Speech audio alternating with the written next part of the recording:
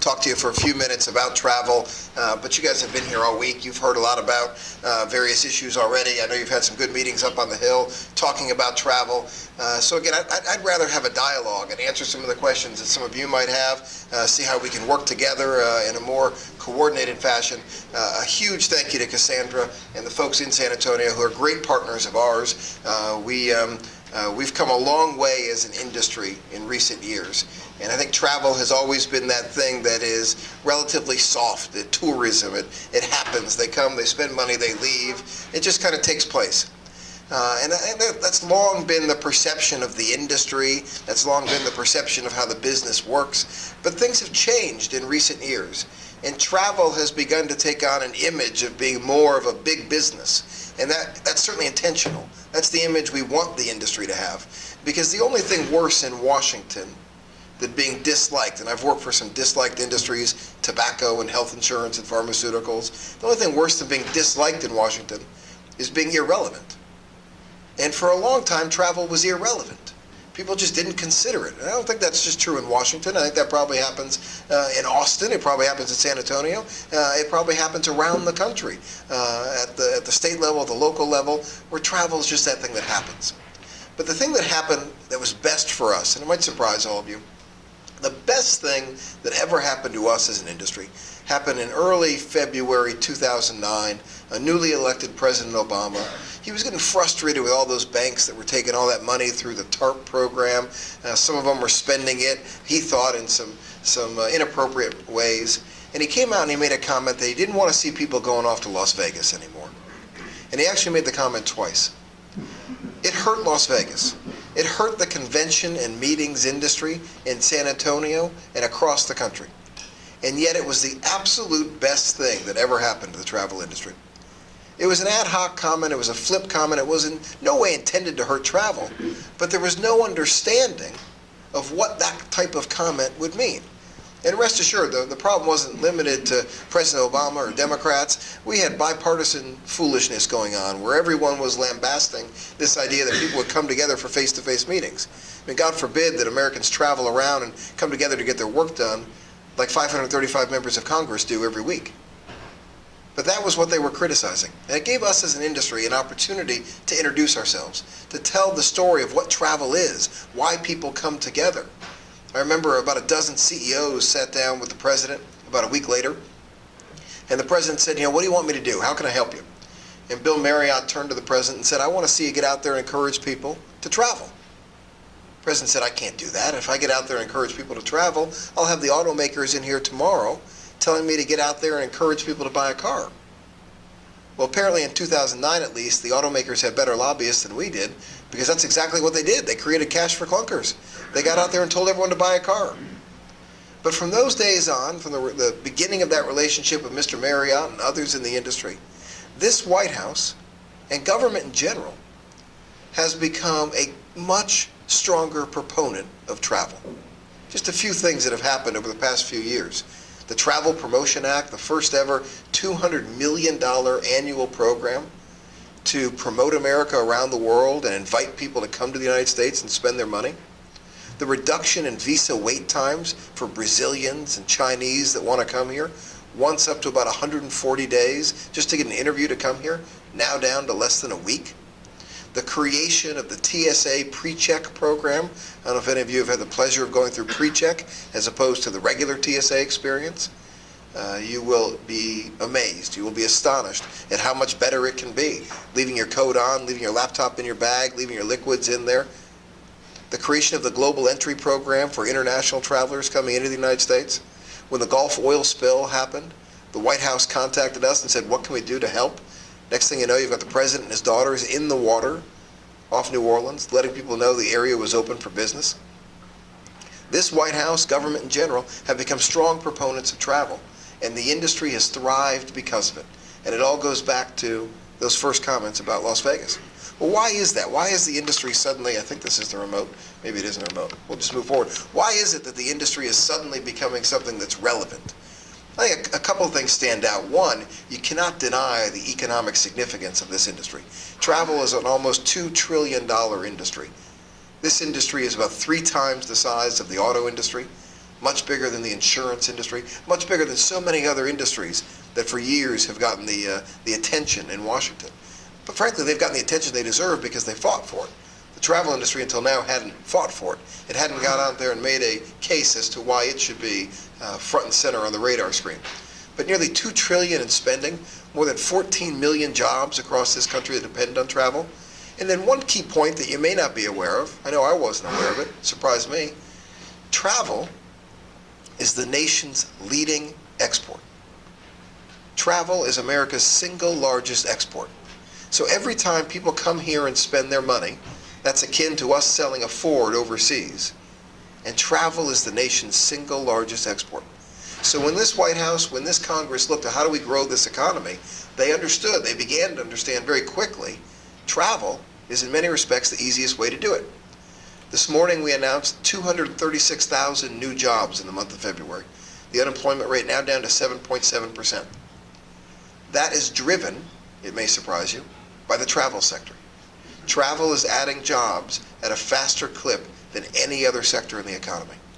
So when you look at our shift as a country to a more services economy, when you look at the role that travel plays in every single corner, nook and cranny of this country, you begin to understand real quickly why travel is driving the economy and why government is finally beginning to pay attention to this industry.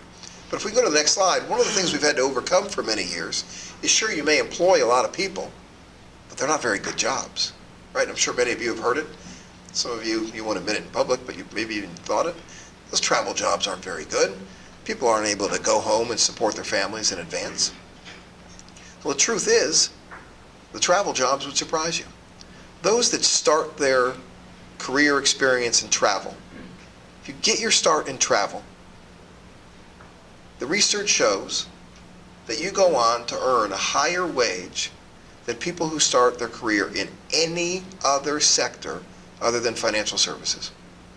Travel is a stepping stone. It is a gateway to new opportunities. People in this industry are able to, oftentimes they're working part-time while they pursue their degrees. They're learning the things that they need to learn to go and advance in other ways. It's a stepping stone to extraordinary opportunity. And as people become aware of that, as they become aware of our transitioning economy, the role that travel plays, they become able to embrace what travel has to offer. And that's what we've seen, and that's why we think so many of the policies that have come down in recent years, the changes that have come down, they've come down with a newfound appreciation of what this industry is, what it does, and how it's key to economic growth.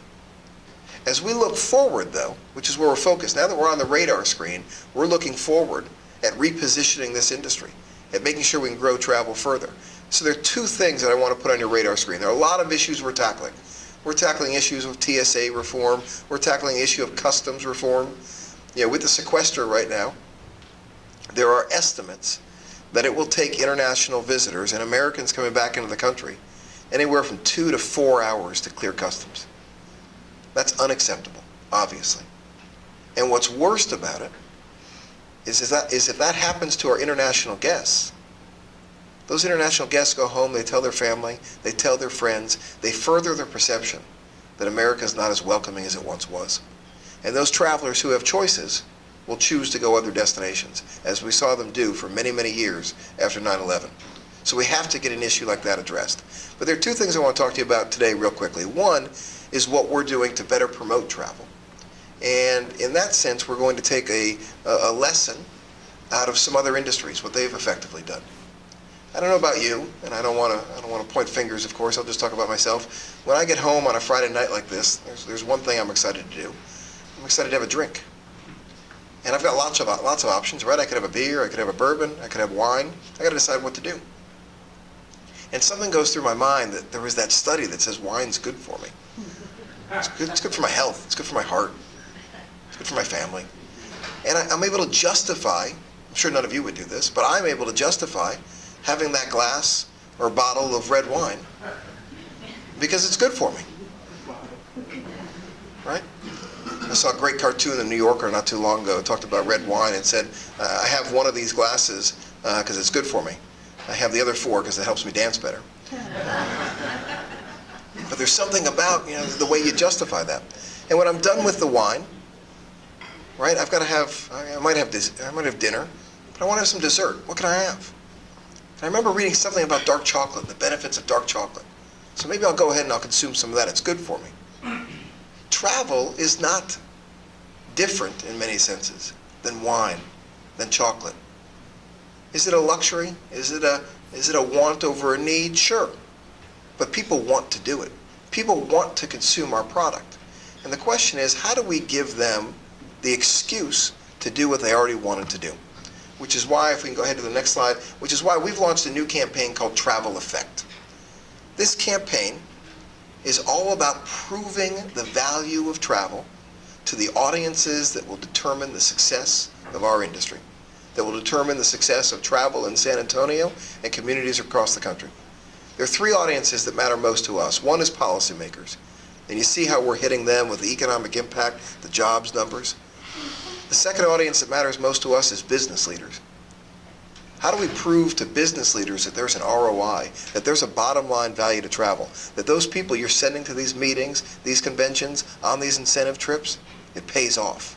If we're not out there trying to prove that, if we're not out there driving stories in the Wall Street Journal, then as these recessions come along, travel is just as likely to get cut as everything else. But how do we put a seed in the back of the mind of that CFO, of that other person making decisions, that there's a benefit to travel? I can cut the advertising budget, I can cut the postal budget, I can cut other areas. I've got to keep the investment here because there's a return to that.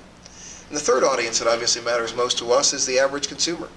How do we prove the value of travel from a career perspective, a family perspective, a relationship perspective, a memories perspective? Not too long ago, there was a story, cover story in Time magazine, and the cover story was the case against the summer vacation. And the whole story was about how kids take a standardized test in May, then they come back in September, they take the same standardized test, and their score went down, therefore the summer vacation was bad. Well, God forbid they went out there and they saw the Alamo and they had some cultural experiences. God forbid they got out there and they went to camps, they had to build some new relationships. God forbid they did some of these other things that make them well-rounded that aren't represented in standardized tests. If we're not out there making that case, our industry will continue to decline. Our industry can't achieve its full potential unless we can convince people about the power of travel. A big focus is on business leaders. A big focus is on proving to them that there's an ROI associated with this. We've got a little video that I'll run real quickly here that explains what this campaign is all about, and then I'll talk to you about the other priority that we're working on. We lost our sound. If the video does not work, we'll be okay. But if we can get it to work, that'll be better.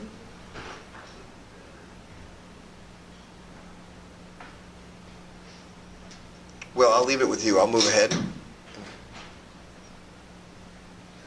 I'll leave it with you. If we're able to get the sound working, that's great. If not, we'll survive. But the Travel Effect is a major initiative for our industry to prove the value.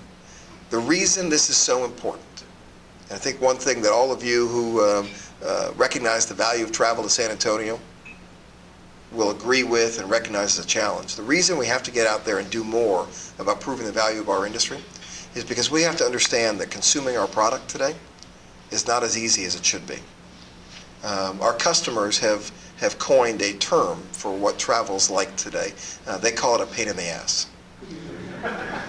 That can't be a good thing. When consuming your product is difficult, you can't possibly achieve your full potential. But when it comes to getting through airports today, delays, cancellations, TSA, everything else, travelers are not happy. They're not satisfied with what that experience is like.